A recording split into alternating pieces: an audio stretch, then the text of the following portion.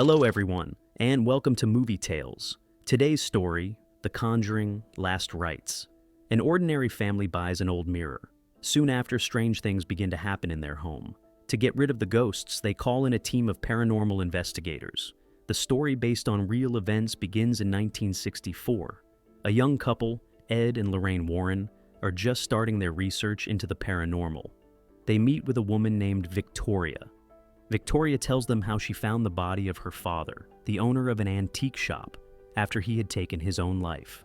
Since that day, she has felt the presence of an evil force hiding among the old objects in the store. Lorraine, who is a medium and pregnant at the time, visits the shop. Her attention is drawn to an antique mirror with a carved wooden frame. When she touches it, the glass cracks, and she is struck by a terrifying vision. In it, she sees her unborn child. The shock triggers contractions. Ed rushes his wife to the hospital. During labor, the power suddenly goes out, but the doctor continues to deliver the baby. There are complications. The umbilical cord is wrapped around the baby's neck, and the girl is born lifeless. Lorraine takes the child into her arms and begins to pray with all her strength. Then a miracle happens. The baby suddenly starts to breathe. The Warrens name their daughter Judy and raise her with love and devotion. 22 years pass. It is now 1986 in the small town of West Pittston, Pennsylvania. The Smurl family is preparing for their middle daughter, Heather's confirmation ceremony. The day is joyful. The whole family is celebrating, filming the event on a camcorder inside the church. That evening, during dinner, Heather's grandfather gives her a present. The same cursed mirror with a crack that once belonged to Lorraine. The girl doesn't like the gift, and even the family dog growls at it, but Heather pretends to be happy. At that moment, the candle on the birthday cake goes out on its own, and a lamp falls from the ceiling, cutting Heather's forehead with shards of glass. Meanwhile, the Warrens are giving lectures on paranormal phenomena to college students, most of whom laugh and make jokes about them. During lunch with their grown daughter Judy, it becomes clear that the couple no longer travels to investigate cases in person. Ed's heart is too weak. The doctor has warned him that another attack could be fatal. Suddenly, Judy quietly recites a children's rhyme, the same one her mother taught her long ago to calm her nerves and chase away bad thoughts. Lorraine takes her daughter's hand, but in that moment, she sees a demonic claw resting on Judy's shoulder. At the same time, Janet Smurl is doing housework and goes down to the basement to do the laundry. In the darkness, she notices the shadow of a man. But when she turns on the light, it's only a portrait hanging on the wall. Later, while cooking dinner and talking on the phone, she feels someone tugging at the phone cord from the dark pantry. When she turns on the light, no one is there. One of the younger twin daughters searches for her doll. It has somehow moved into the next room and suddenly lifts into the air. It's being held by a terrifying old woman with a gray face and a twisted smile. At dinner, no one believes the girl's story. Later that night, Heather and her older sister Dawn decide to get rid of the mirror. They carry it downstairs and leave it by the trash bins. In the morning, the garbage collectors take it away, and the mirror shatters inside the truck. At that very moment, during breakfast, Dawn suddenly becomes violently ill, even vomiting blood. Ed Warren celebrates his birthday. Judy arrives with her boyfriend Tony, who shows a real interest in her parents' research. He even asks the guests if they have ever witnessed an exorcism. Later, Judy visits her old childhood room. Suddenly, the lights flicker, and darkness fills the space. In the mirror, she sees the reflection of a demonic doll, Annabelle, but as soon as Judy softly recites the old rhyme, the vision disappears. After a friendly ping-pong game with Ed, Tony tells him and Lorraine that he plans to propose to their daughter. Lorraine gives her blessing, while Ed suggests waiting a little longer. However, when Judy unexpectedly sees the ring, she immediately says yes. Meanwhile, the Smurl family is deciding what to do about the ghosts in their home.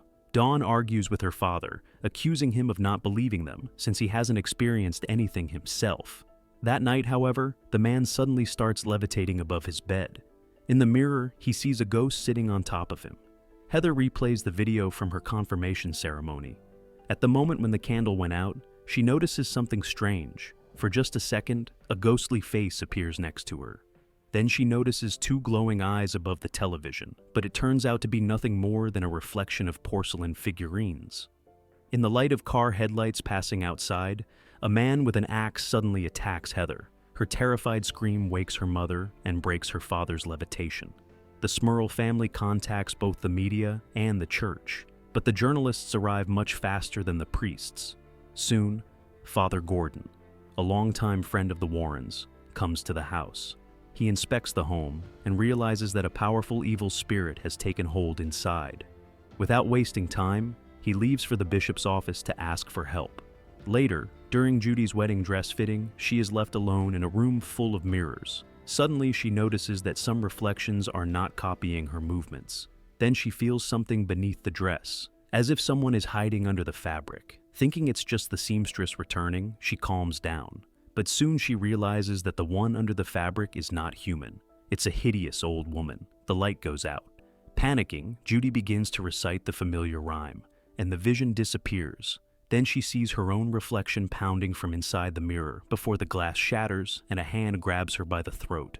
Her mother's sudden appearance breaks the illusion. Meanwhile, in the bishop's waiting room, Father Gordon speaks with the secretary while waiting for his audience.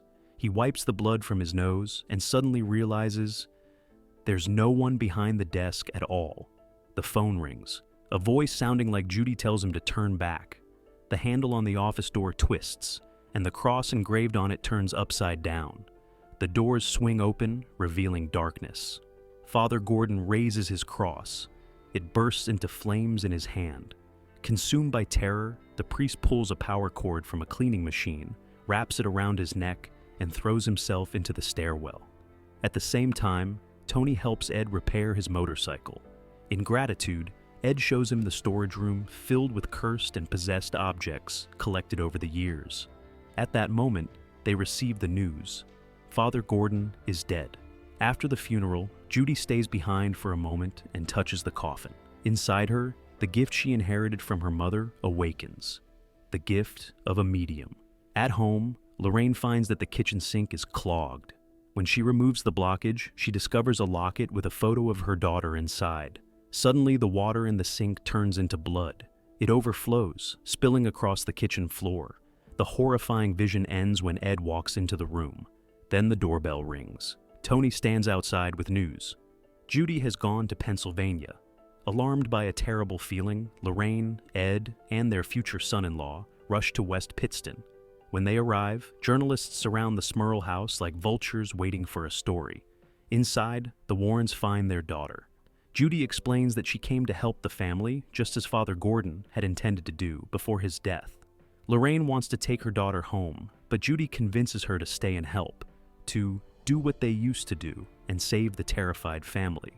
Giving in to her daughter's plea, Ed takes a travel bag with a Bible from the car, and Lorraine begins carefully examining the house. She notices an old lamp decorated with images of galloping horses. Following the call of unseen forces, Lorraine goes down into the basement and sees a vision from the past. Once, a man had lived in this house. He murdered his wife and mother with an axe before taking his own life. Lorraine tells Ed what she has seen, but admits that the real problem isn't the man, it's a powerful demon. Judy climbs up to the attic to look around, hoping to understand what caused the strange noises. Under the roof, she finds the cursed mirror, decorated with cherubs and the same familiar crack. Suddenly, a piece of chalk rolls out from beneath it. The words, "Did you miss me?" are written on the wall. Darkness spreads across the attic. In the dim light of her flashlight, Judy sees Annabelle. The demonic doll begins to grow to monstrous size, chasing her like a living nightmare. At that moment, her parents find her, and the vision fades. The Warrens climb up to the attic and see the same mirror, the one that started their entire career. They confess to the Smurls that, back in 1964, they never finished investigating the antique shop. They had fled from the cursed mirror after Judy's birth. Now, with years of experience behind them, the Warrens feel stronger, ready to face any demon. They decide to take the mirror, the one tied to the entity, and lock it in their artifact room. Destroying it is impossible. It can only be contained. With every step, the mirror seems to grow heavier. Suddenly, the straps holding it come loose, and the cloth cover falls away, revealing the glass beneath. Jack looks into the reflection and sees a ghost clinging to the ceiling. He slips and falls from the attic opening. Unable to hold the weight alone, Ed drops the mirror. The frame breaks, and the falling glass injures Jack's ankle. Outside, Tony drives toward the house. On the road, he sees the old woman standing in his path. He swerves and crashes through the Smurl's fence.